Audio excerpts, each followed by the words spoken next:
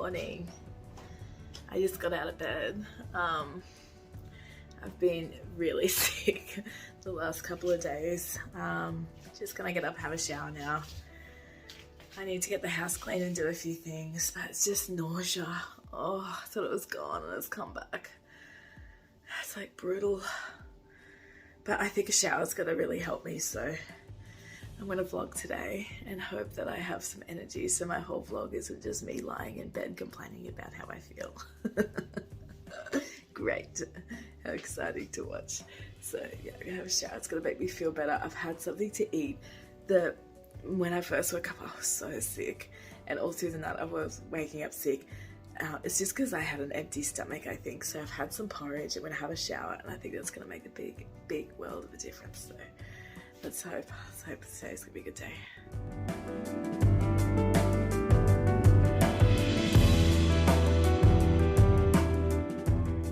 Yesterday we went and picked up some new chickens.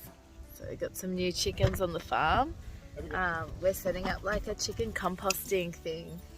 So we're gonna put like a ring, a ring in their pen, and then put like any scraps that we get into the ring, and then they can compost that from there. So it's exciting. New chickies. Morning, chickies. Hello. Yeah, egg layers.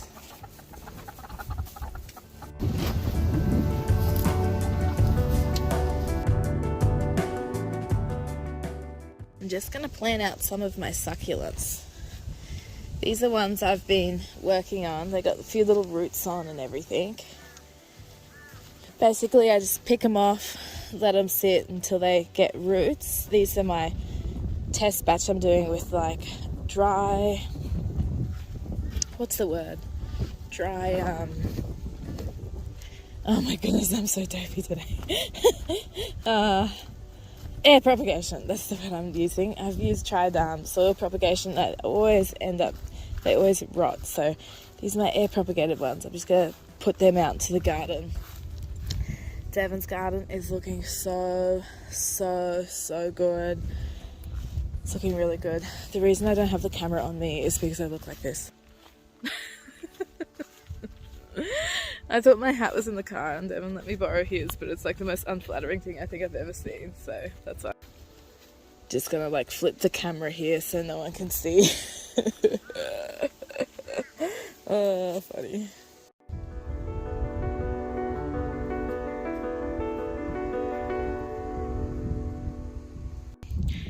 So Devon's just getting these tank beds. We have like this old tank that was on the property, and we cut it up into little tank beds.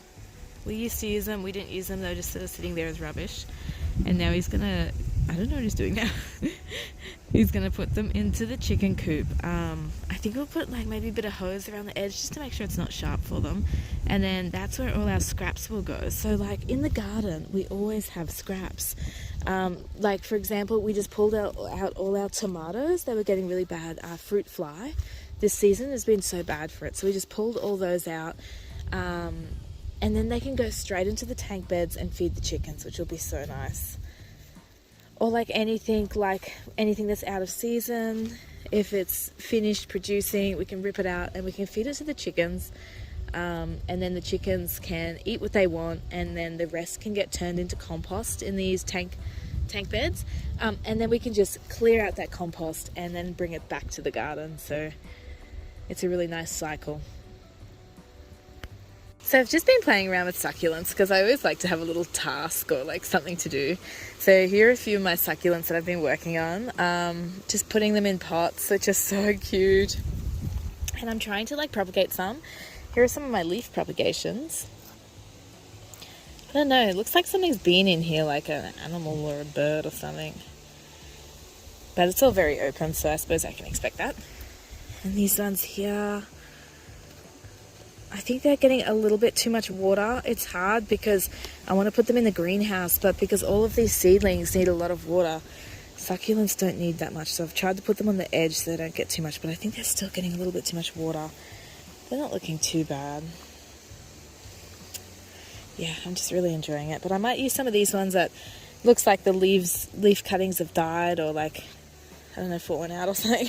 I might use those for the ones that I'm planting today. See if I can get some of those started. I don't know, I just love it. I think they're so fun. They're all such different colours. And at home, I want to plant up our wall. We've got like that rock wall near the house. I want to plant them up in succulents. So I thought that'd be really great because it's like a bit dry and rocky. So I thought it'd be really suitable for succulents. So this is where it all starts. So Devon's just got some old hose there. He's obviously going to cut that and put it around the edge just so it's not sharp for the birds. And then they can perch on the side. Make sure it's not too sharp when they have little toots. He doesn't know I'm recording. I'm just like documenting what he's doing and judging realizing. So, what do you think, ladies? Hey, what do you think? Yay! It's so fun. So fun being at the farm, isn't it? So fun.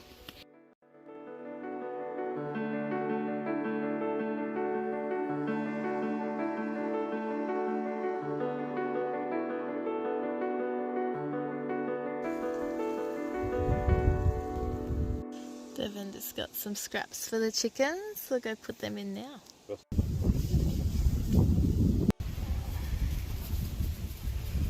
Devon's just chopping up the pumpkins for the chickens. What a treat, hey?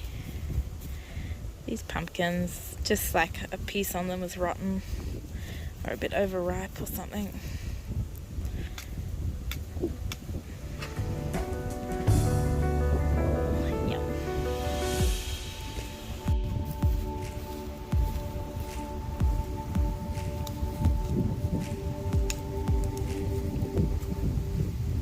Watching to see when the chickens discover they got their scraps in their thing.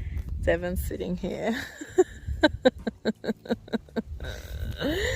You're putting a lot of faith in that. Devon gave me the beautiful chair.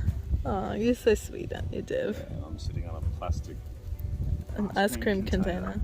It's actually holding up pretty well. Good, yeah. There's two. Maybe that's the secret to structural success with the chair. If it fails, I'll try 3 next time. Maybe, yeah. So the chickens, they're plucking all this like green stuff from the outside, like a little bit of the green grass. But then in there they've got like heaps of lettuce and pumpkins and they just have no idea. See when they discover it. Oh yeah, here we go. What's all here?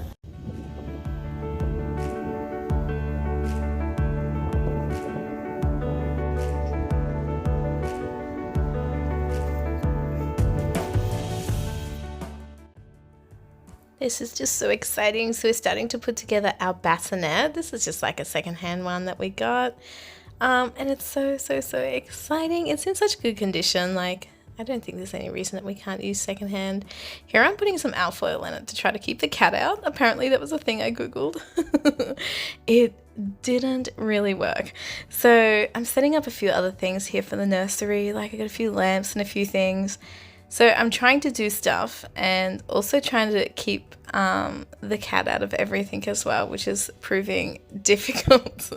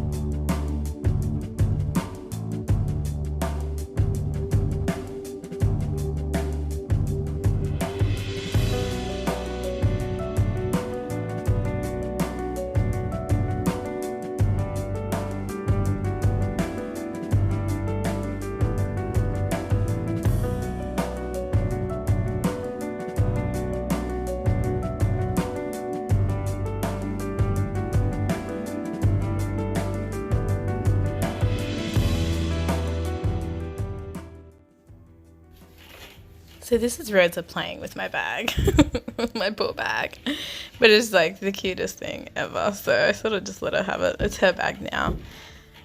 So after everything that we recorded, I was feeling pretty lousy the last couple of days, and like as you can see in my videos, I was really slow and like I didn't feel that good. So a few days later, I got really sick, and I actually ended up in the emergency room at the hospital, which is really, really devastating. And here is my story about that. Okay, I have a story to tell.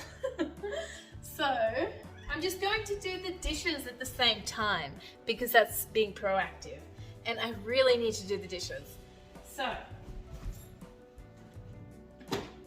I thought it was really important to tell this story so that people don't think my life is just all, you know, sunshine and rainbows, playing with dogs, making pancakes in the morning, strolling down to the farm. You know, like it's not just like all fun and games. Off, cat. Off. Off.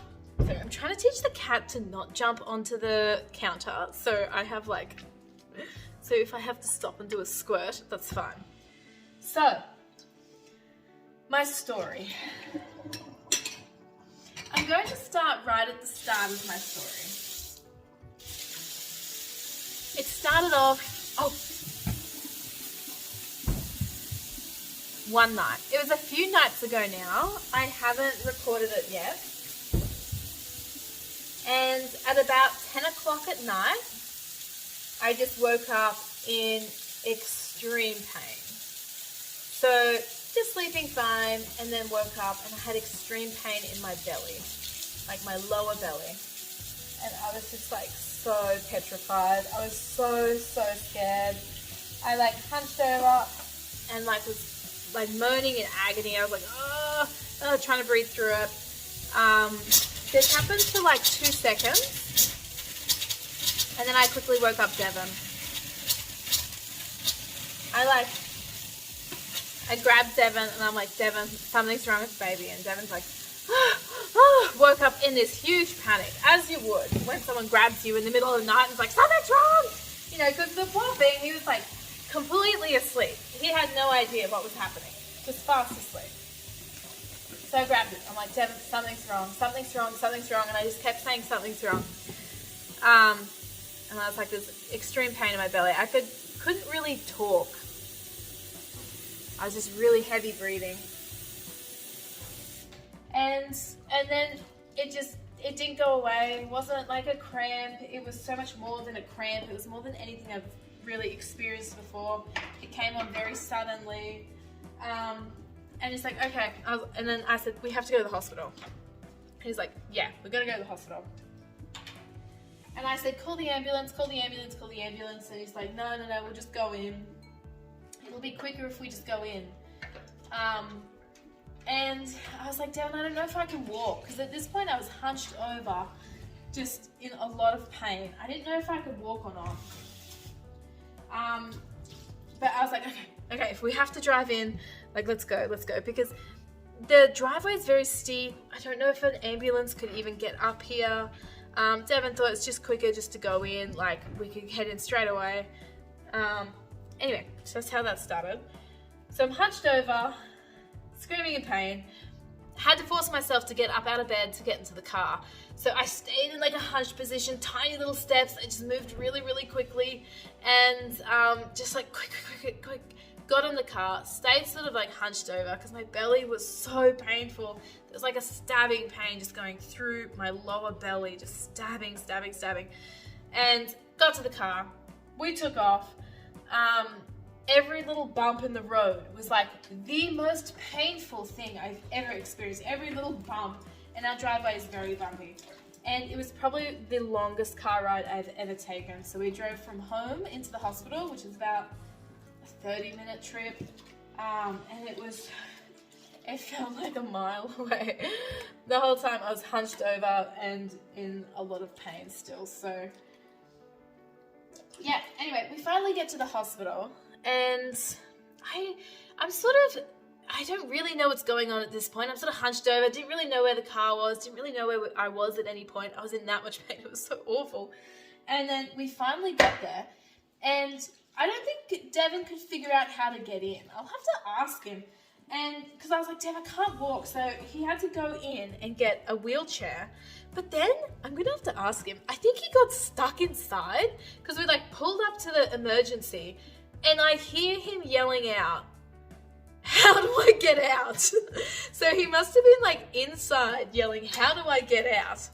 And yeah, I'm not sure. Maybe, I think like, because it was, I don't know if there's opening hours or whatever. Anyway, the doors were closed and he couldn't get out to get me. So I think that's what happened. Anyway, I finally got into the wheelchair. They wheel me in. You know, you go up to the reception lady and I'm just like trying to say what I need. Like, God, my name's this is my date of birth. Trying to scream it out. You know, I'm 18 weeks pregnant. Because, yeah, 18 weeks pregnant.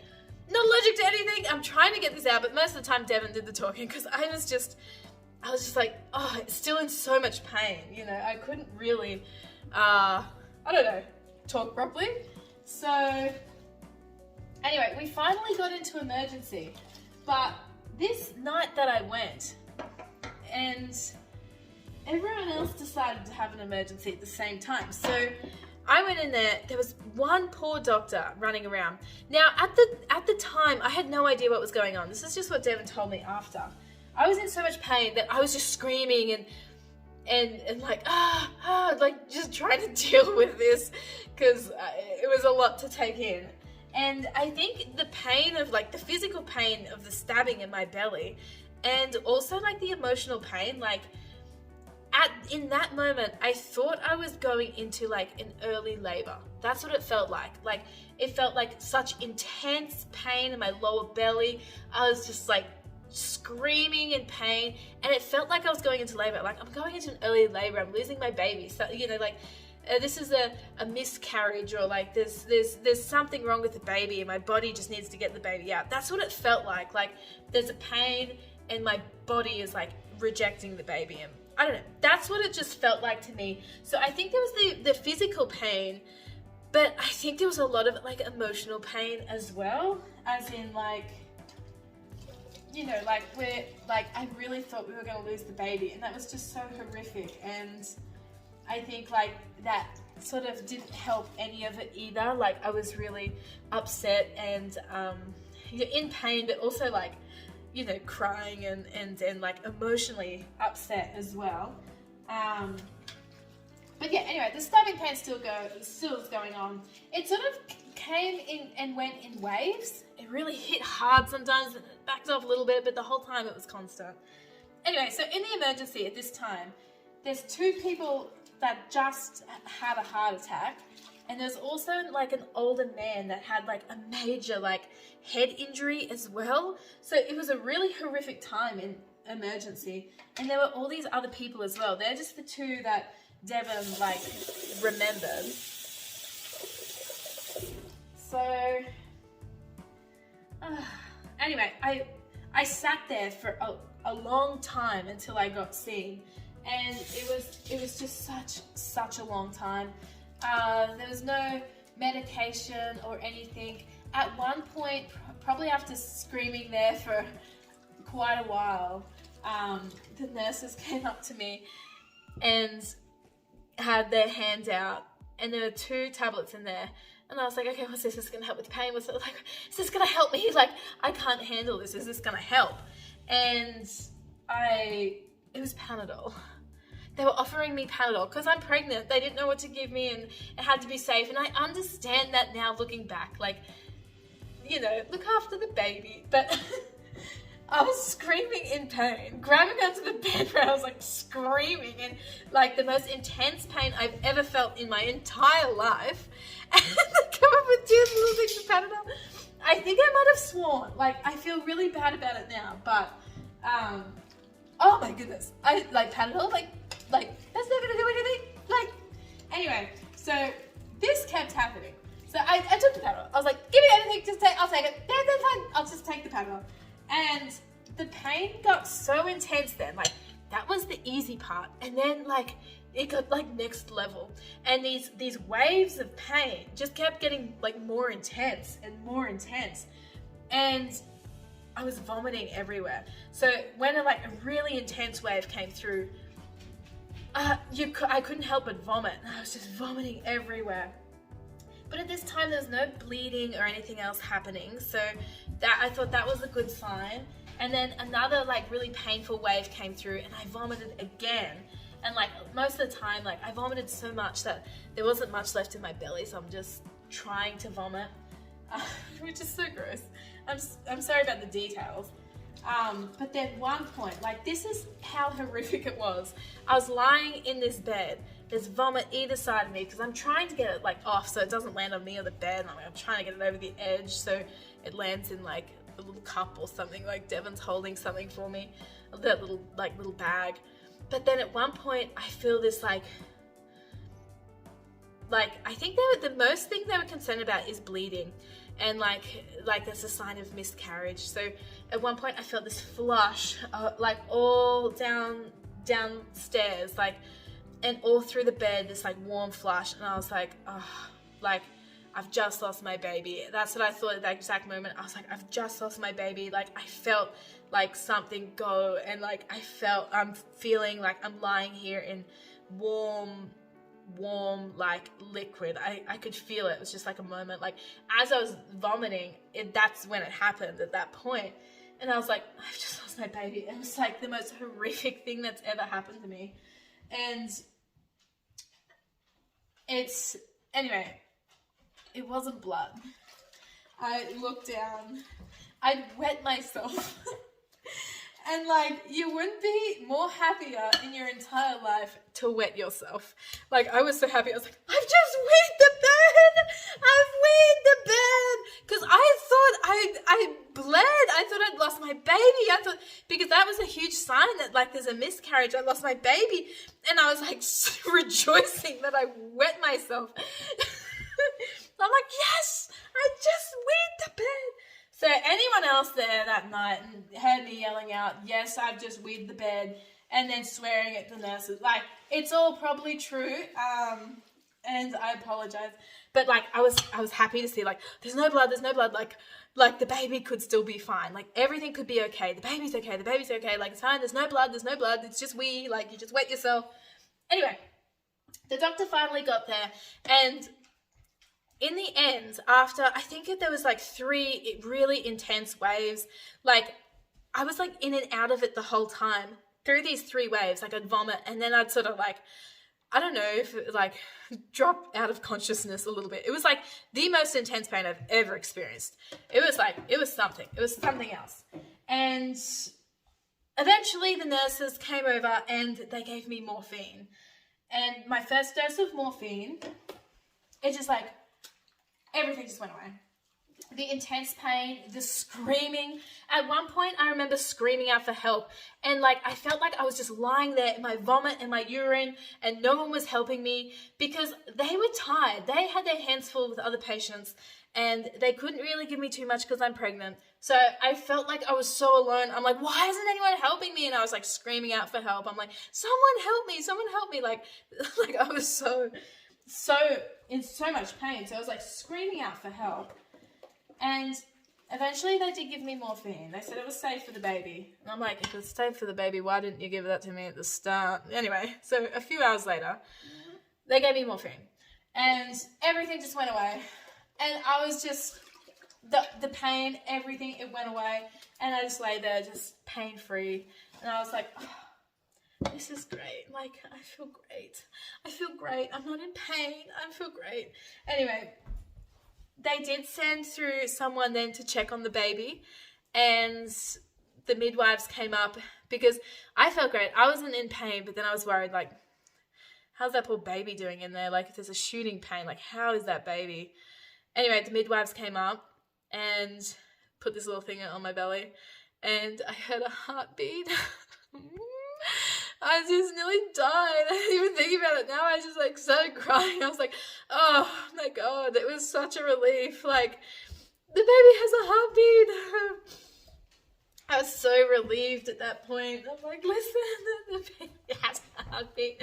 So the baby was still there, and I was like so relieved. Oh. But anyway, the morphine started to wear off then, and I was like, give me more of that morphine. You know, if the baby's fine and it's fine for the baby, give it to me. And I got a second dose of morphine. It didn't work anywhere near as much as the first dose. It must have been like a little dose just to like keep me happy. But the pain came back pretty intense then a second time, and another like vomiting thing, and that was the last big wave. And then after that, I lay there and I just breathed through it. And the pain, it was still there. I could feel it. It was very uncomfortable. I was still like, every breath I was taking, like still breathing through it. But I wasn't passing out or vomiting anymore. And it was just a little bit more bearable. And then it got even a bit more bearable. And I was like, Eventually I fell asleep. This is probably like 3 or 4 a.m. in the morning. So from 10 p.m. to like 4 a.m. in the morning was like extreme pain. And then I think it started to fade between 4 a.m. and about 6 a.m. And then I fell asleep at maybe like 4 or 5 a.m. and then woke up at 6 a.m. and the pain was gone. Like, and the doctor's like, how's your pain out of 10? And I'm like, I ain't in any pain. Like, why am I even here? Can I be discharged? Like, it just poof, it vanished. So I woke up at 6, I went to the toilet, come back, and I'm like, guys, that whole fiesta, it's done. I'm out of here, you know, but obviously I couldn't just leave there to do tests because, like, that ain't normal. Anyway, but I felt fine. I'm like, I'm just really tired because, like, that whole thing was like a marathon and my body is sore and I want to sleep. So I slept a lot. And basically the whole next day I slept and they did a lot of tests, but no pain came back.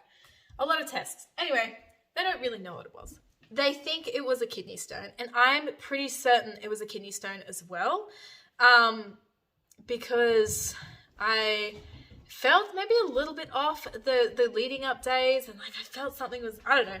Anyway, I didn't have many symptoms at all, if any. Like maybe I felt a little bit off, but I didn't really have any symptoms. But the pain to be that intense and then just disappear, like it had to be a kidney stone. Anyway, they said I've probably passed it because by the time I got to, someone came in for their shift to do the scan, which was like the next day, the next working day. They think I passed it already. So, yeah, that's my story. I think it was just a kidney stone. And anyway, like it was just horrific, the whole thing. So I had to stay there till the next day, and I got released that night, the next day. But I was just lying there in my bed with all my vomit and urine. It was just like the grossest thing. It's probably like the lowest point of my life. Especially when you start to feel better. You're like, okay, I need to go home and have a shower. Like, that's so gross. But anyway, the baby's okay. Everything's fine. The baby's fine. It's all good. I'm good. The baby's good. And then, like, I went to work the next day. Like, I wasn't going to not go to work because, like, there's nothing wrong with me. I didn't feel bad. I didn't feel sick. I didn't feel anything. Like, I was 100%. I just had a good sleep, and then I was totally fine. Anyway, that's my story, everyone. So, it was a very, very eventful night, if I say so. And I never, ever want it to happen again. I've been drinking 2 liters religiously ever since I got out because they say drinking water helps. So I'm like, I ain't never going through that again. And I am just like always staying hydrated. But the leading week up to it, I didn't eat or drink hardly anything. Like I was like, I can see how it could have caused a kidney stone. Anyway, that's my story. I survived the kidney stone and the baby survived the kidney stone. Baby is now 18 weeks. I feel yesterday baby just like really popped. Like, what you doing down there, babe? Like, it hasn't been that big at all. And then, like, poop. Anyway, everyone's good. Baby's good. The story ended up really good in the end, so thank goodness. Oh, thank goodness.